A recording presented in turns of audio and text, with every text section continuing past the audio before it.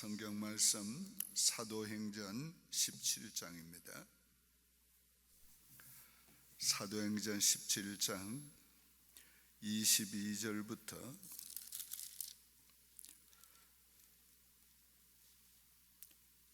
25절까지 봉독하고 34절 마지막 절 봉독하겠습니다.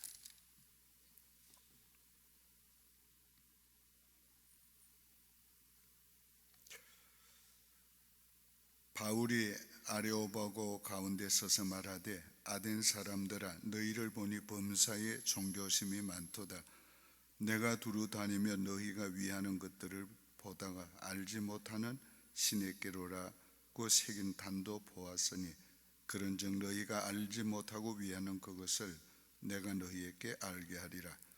우주와 그 가운데 있는 만물을 지으신 하나님께서는 천지의 주재신이 손으로 지은 전에 계시지 아니하고 또 무엇이 부족한 것처럼 사람의 손으로 섬김을 받으시는 것이 아니니 이는 만민에게 생명과 호흡과 만물을 친히 주시는 이심이라.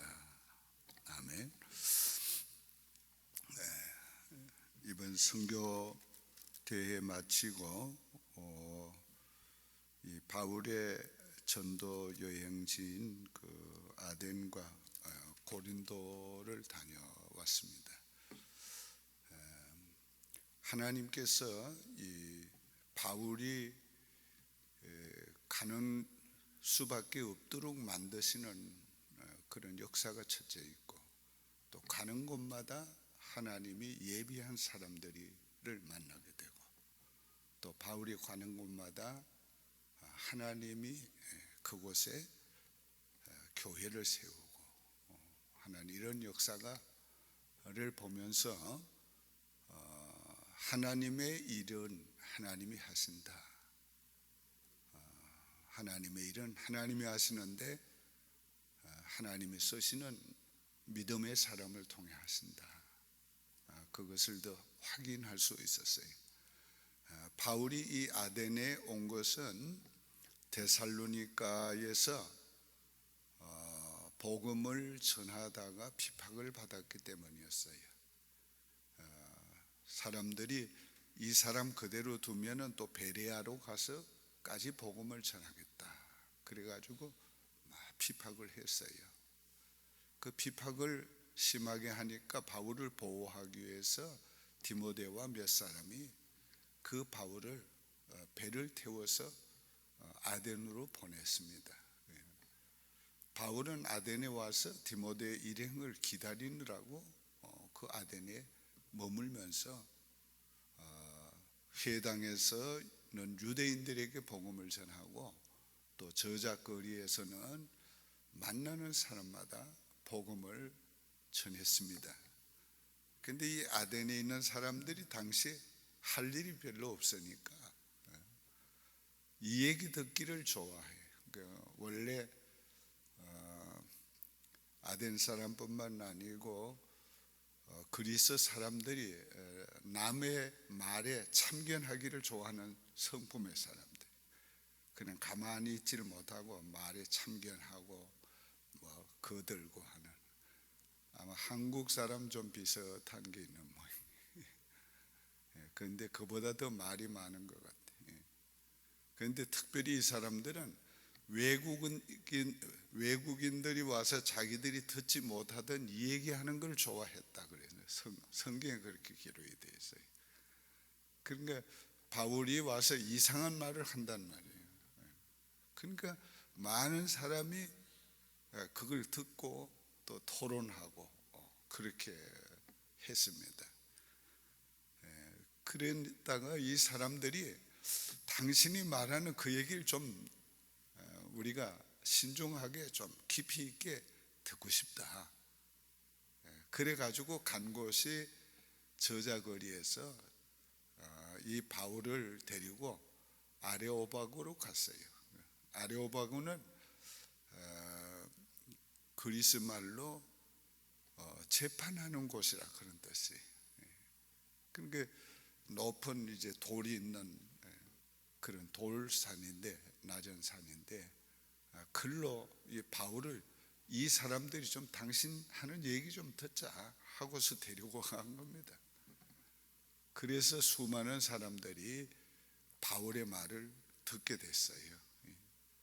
그 바울의 말을 사람들이 들으면서 두 가지 반응이 생겼어요. 하나는 막 비판하고 비방하는 반응이 생겼고, 다른 하나는 그 말을 듣고 믿는 사람이 생겼어요. 근데 그 믿는 사람 중에서 오늘 본문 34절에 나옵니다. 몇 사람이 그를 가까이 하여 믿으니 그 중에는 아레오바고 갈리 디오노시오와 디마리라 하는 여자와 또 다른 사람들도 있더라.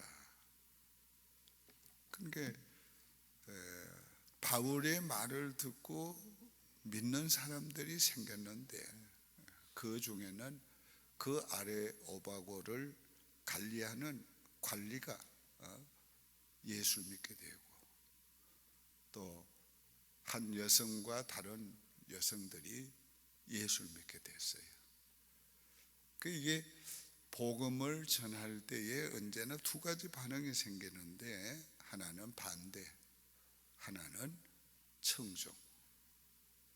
그런데 이게 청종하는 사람들이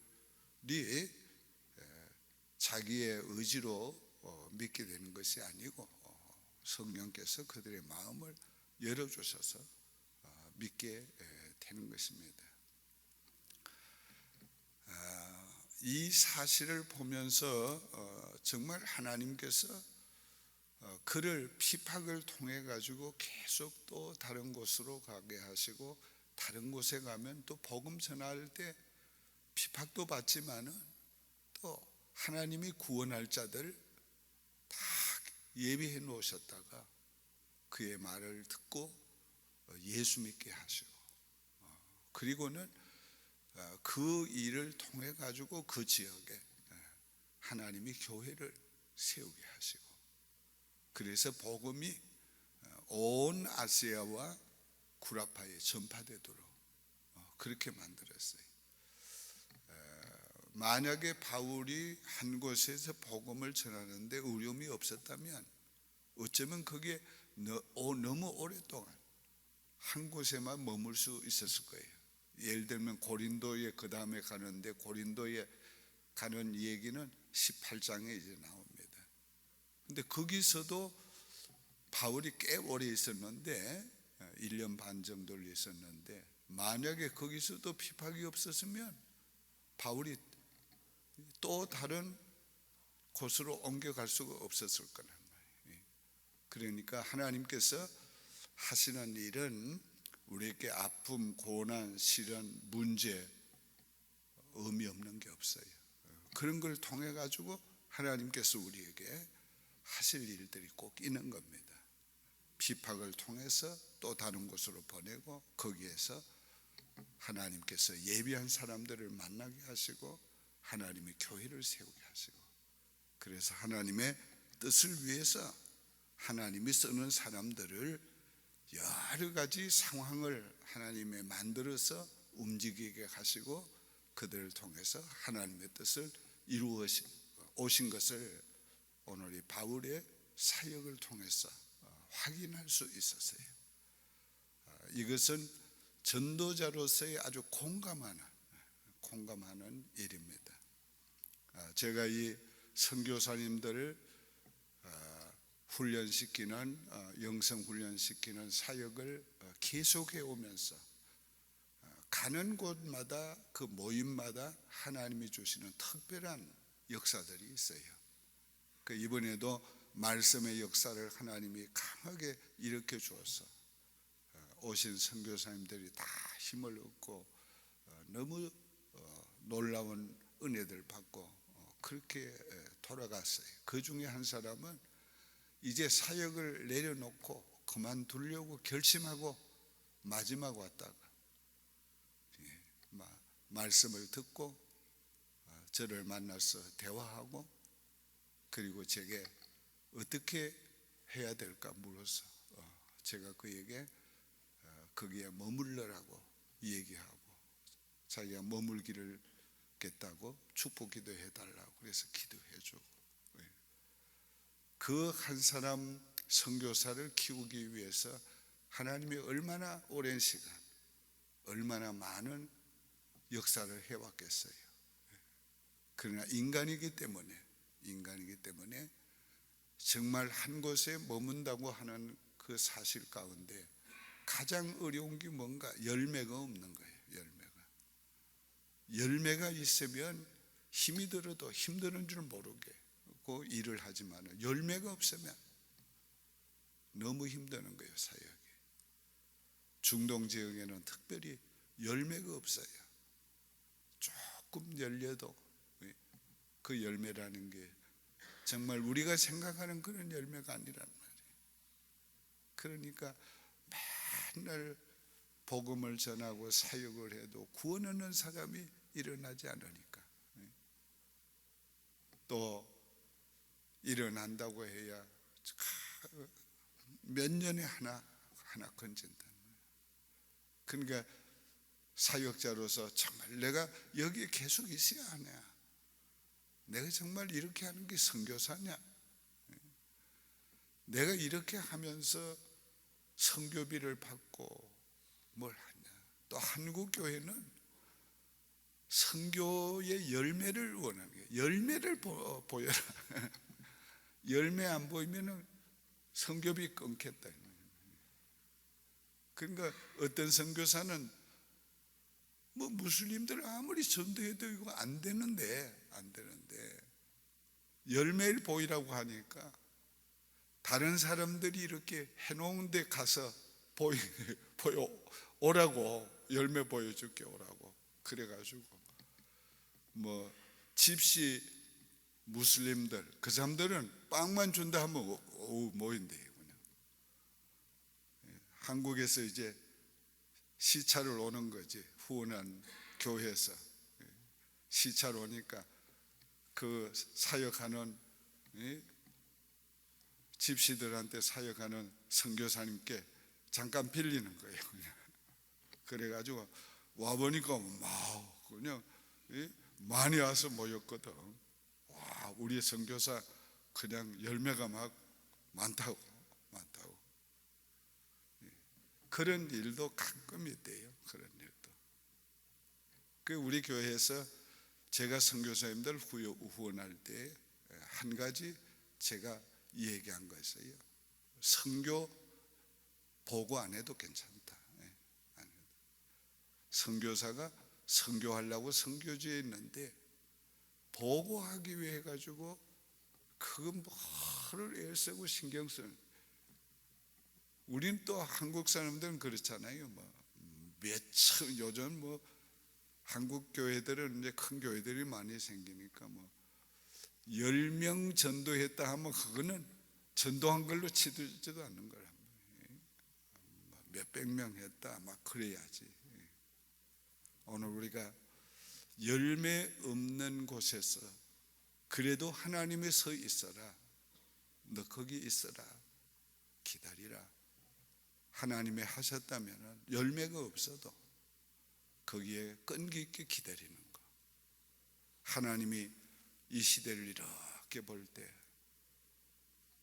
내 사람이 저 세네칼에도 있구나, 저기도 있구나, 저기도 있구나. 하나님이 보실 때 그걸 중요하게 여기는 거예요. 거기에서 기도하고 거기서 복음 전하고 거기에서 작은 하나님의 나라를 혼자라도 부부라도 이루고 있는 바로 그걸 하나님이 중요하게 여기는 거예요. 오늘 우리가 특별히 그 중동을 위해서 많이 기도해야 되겠습니다. 오늘 말씀드리는 중요한 핵심은 하나님은 하나님의 복음을 전하도록 하기 위해서 하나님의 사람들을 쓰시는데 하나님의 사람들을 쓰실 때에 하나님이 복음 전하는 일을 위해서 때로는 핍박을 주고 환난을 줘가지고 또 다른 곳으로 보내고 왜? 거기에 하나님께서 구원하기로 작정한 자들이 있기 때문에. 왜? 거기에 하나님의 교회를 세워야 되기 때문에. 하나님이 그런 방법으로 계속 역사하신다.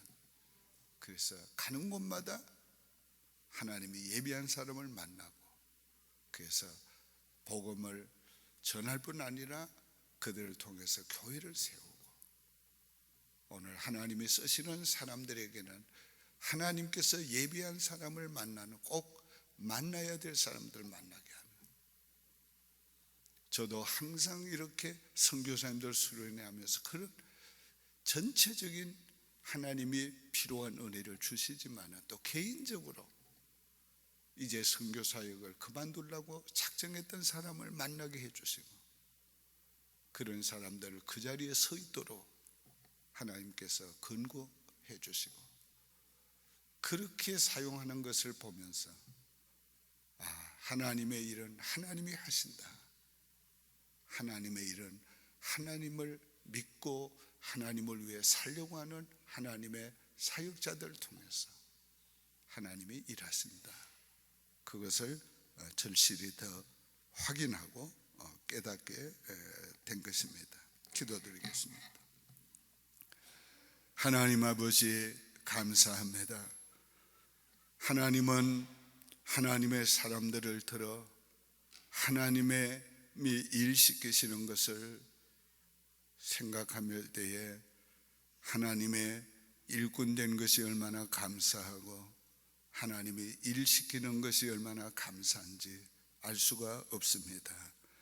하나님께서 하나님의 일을 위해서 하나님이여 핍박도 일으키시고, 또 그곳을 떠날 수밖에 없도록도 만드시고, 또 다른 곳에 하나님이 구원할 자들을 예비해 놓고 계셔서 그들을 만나 구원하게 하시고, 그들을 통해서 그 지역에 교회를 세우게 하시는 이런 하나님의 놀라운 역사가 오늘 우리를 통해서도 계속되고 있는 것을 인하여 감사를 드립니다.